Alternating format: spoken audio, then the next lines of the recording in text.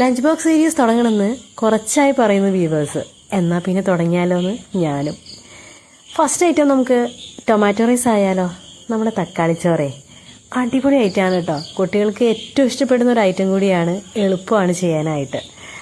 നമുക്ക് അതിന് വേണ്ടത് നമ്മുടെ ബസ്മതി റൈസ് തലേ ദിവസം വേവിച്ച് ഫ്രിഡ്ജിൽ വെക്കുക എന്നുള്ളതാണ്. അതാണ് ഫസ്റ്റ് ചെയ്യേണ്ടത് കേട്ടോ. പിറ്റേ ദിവസം പെട്ടെന്ന് തന്നെ നമുക്കിത് റെഡിയാക്കി എടുക്കാം. പിന്നെ കുറച്ച് തക്കാളിയാണ് വേണ്ടത്. കുറച്ച് നെയ്യ് നമുക്കൊരു പാനിലേക്ക് ഒഴിച്ചു കൊടുക്കാം. അതിലേക്ക് കുറച്ച് കടുക് ഇട്ട് കൊടുക്കാം, ഉലുവ ഇട്ട് കൊടുക്കാം, നല്ല ജീരകം ഇട്ട് കൊടുക്കാം. അളവൊക്കെ ഞാൻ കമൻറ്റ് ബോക്സിൽ കൊടുക്കാം കേട്ടോ.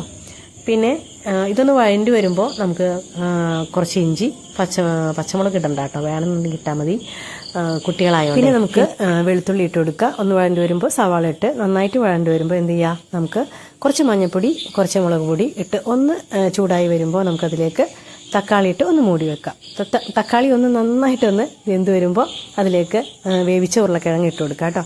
ഇതൊന്ന് മിക്സായി വരുമ്പോൾ നമുക്ക് നമ്മുടെ വേവിച്ച റൈസും കൂടി ഇട്ട് കൊടുത്ത് നന്നായിട്ടൊന്ന് മിക്സ് ചെയ്തെടുക്കുക.